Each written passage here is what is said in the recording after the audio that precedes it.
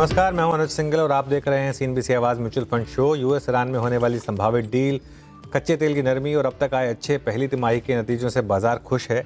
ऐसे में दिग्गज फंड मैनेजर क्या अप्रोच लेकर चल रहे हैं, क्या नया पैसा डाल रहे हैं या कैश रेज कर रहे हैं, और आम निवेशक क्या रणनीति बनाए, इस बात को समझते हैं। हमारे साथ आज खास मेहमान जुड़े हैं आवाज़ म्यूचुअल फंड शो में 361 के प्रेसिडेंट और फंड मैनेजर इक्विटी मयूर पटेल।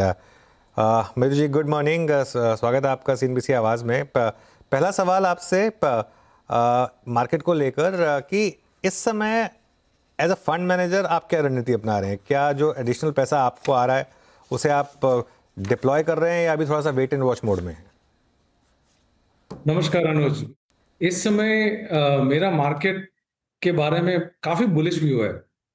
सो क्लियरली हम कैश पे नहीं बैठे हैं एंड द ओवरऑल पूरी पोजिशनिंग जो है वो काफी बुलिश स्टैंस से बनाई हुई है। मेरे दो अहम कॉल्स है। पहला, रुपया स्टेबलाइज होगा और जैसे जैसे रुपये में स्ट्रेंथ दिखेगी वैसे वैसे भारतीय मार्केट में फॉरेन इनफ्लोज की बढ़ोतरी तेजी से होगी। दूसरा, कॉर्पोरेट अर्निंग साइकिल में एक अच्छी अपग्रेड साइकिल देखने मिलेगी, खास तौर पर ब्रॉडर 500 कंपनियों के यूनिवर्स में मजबूत अर्निंग साइकिल देखने मिलेगी। तो निकट भविष्य में सबसे महत्वपूर्ण कैटलिस्ट एफसीएनआरबी से आती हुई लिक्विडिटी सर्ज है। और हमारा ये मानना है कि पश्चिम एशिया का कॉन्फ्लिक्ट बहुत ही जल्द थमेगा और तेल का भाव करीबन $70 के आसपास स्थिर होगा।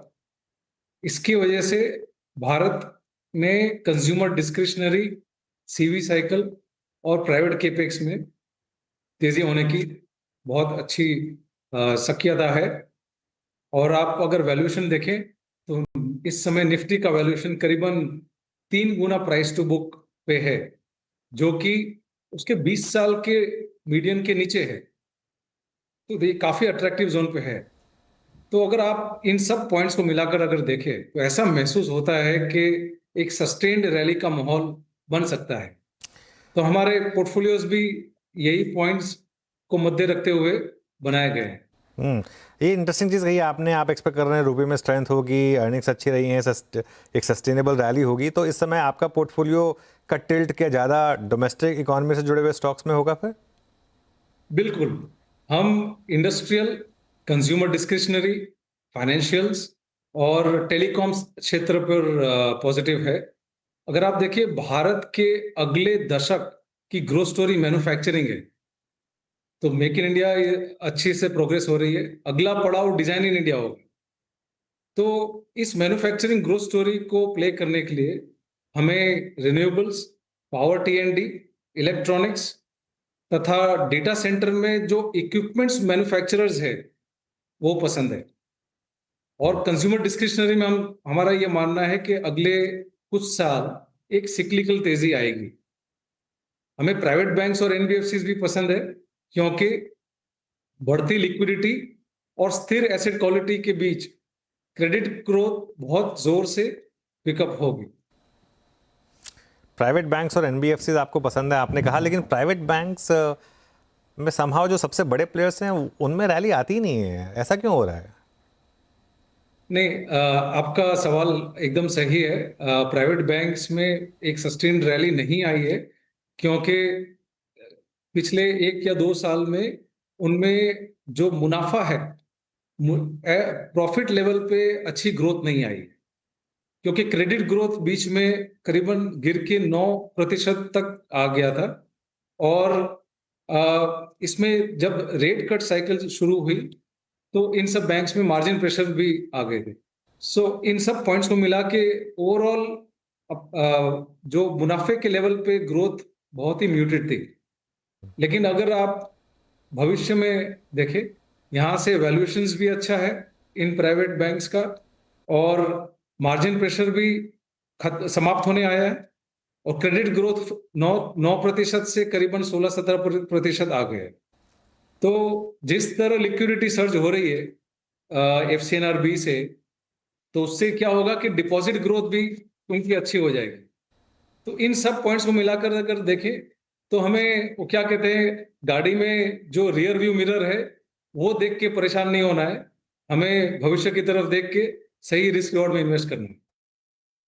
अच्छा, आईटी पर आपका क्या व्यू है? आई एम अज्यूमिंग, क्योंकि आपने आईटी की बात नहीं की और आप डॉलर रुपी में स्ट्रेंथ एक्सपेक्ट कर रहे हैं, रुपी में रादर, तो क्या आईटी पर अभी भी अंडरवेट हैं आप? अनुज, हम काफी समय से आईटी पे अंडरवेट है। और मेरा ये मानना है कि भारतीय आईटी सर्विसेज कंपनियों को बहुत अर्जेंट बेसिस पे अपने बिजनेस मॉडल्स को ट्रांसफॉर्म करना पड़ेगा। तभी ये एआई स्टोरी जो अभी डिसरप्शन बन के आई है उसको कन्वर्ट करके अपॉर्चुनिटी में बना सकते हैं। तो एआई की स्टोरी अगर हम लेयर्स में कट करने की कोशिश करें, तो सबसे ऊपर वाला लेयर है एप्लीकेशन इंटीग्रेशन का, बीच वाला लेयर है लार्ज लैंग्वेज मॉडल्स का, और सबसे बॉटम वाला लेयर है हार्डवेयर का। तो हार्डवेयर में ग्रोथ स्टोरी चालू हो गई है, डेटा सेंटर की ग्रोथ स्टोरी बहुत अच्छी तरह शुरू हो रही है और वो बहुत मजबूत तरीके से आगे बढ़ेगी। पर इंडियन आईटी सर्विसेज का रोल सबसे ऊपर वाले लेयर में, अगर उन्होंने अपने बिजनेस मॉडल्स ठीक से ट्रांसफॉर्म किए, नई कैपेबिलिटीज अक्वायर की, तभी ये ऊपर के जो लेयर है, जो इंटीग्रेशन लेयर है, उसका फायदा उठा पाएंगे। तो ये तो हमें देखना पड़ेगा कि कितनी जल्दी इन कंपनियों में ट्रांसफॉर्मेशन हो रहा है। पर अभी फिलहाल हम आईटी सेक्टर पे अंडरवेट है। ओके। अच्छा, एक क्योंकि आप एक फ्लेक्सी कैप फंड भी मैनेज करते हैं, ये इस समय बताएं कि फ्लेक्सी कैप फंड्स क्या मार्केट के लिए, इन्वेस्टर्स के लिए इस समय एक सही ऑप्शन होगा? और इसमें क्या एक डिफरेंशियल है जो एक रिटेल इन्वेस्टर इस पर फोकस करे बजाय कि मिड कैप या स्मॉल कैप फंड के? देखिए, बाजार में रिस्क रिवॉर्ड चाहे मार्केट कैप के लेयर्स में हो, लार्ज कैप, मिड कैप या स्मॉल कैप, या चाहे क्षेत्रों में हो, द रिस्क रिवॉर्ड मार्केट में चेंज होते रहते हैं। कभी लार्ज कैप्स में कभी लार्ज कैप्स में आकर्षक रिस्क रिवॉर्ड दिखते हैं, तो कभी मिड कैप्स में, कभी स्मॉल कैप्स में। ऐसे ही क्षेत्रों में भी अलग अलग टाइम में अलग अलग क्षेत्र आकर्षक लगते हैं।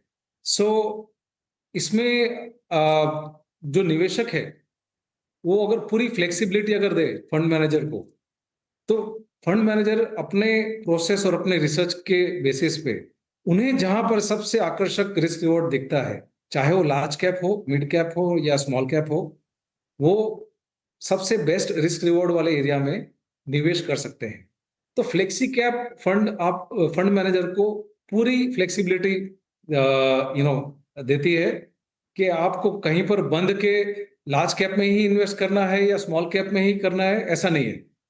तो आज के डेट में लार्ज कैप्स वैल्यू में है, बट वहां ग्रोथ की प्रॉब्लम है। स्मॉल कैप्स में हाई ग्रोथ है और वैल्यूएशन भी अभी अच्छा है। 2 साल की मंदी के बाद मिड कैप्स अभी एक्सपेंसिव है। तो इस तरह की रणनीति फंड मैनेजर कर सकते हैं जहां पर निवेशों का सबसे ज्यादा फायदा हो सके। तो फ्लेक्सी कैप जैसे नाम है, ये पूरी फ्लेक्सिबिलिटी देती है फंड मैनेजर्स को कि जहां सबसे ज्यादा अल्फा दिखता है वहीं पर आप निवेश कीजिए। Okay, fair enough. चलिए, बहुत बहुत शुक्रिया आज हमारे साथ जुड़ने के लिए, और मयूर जी, और अपना समय देने के लिए।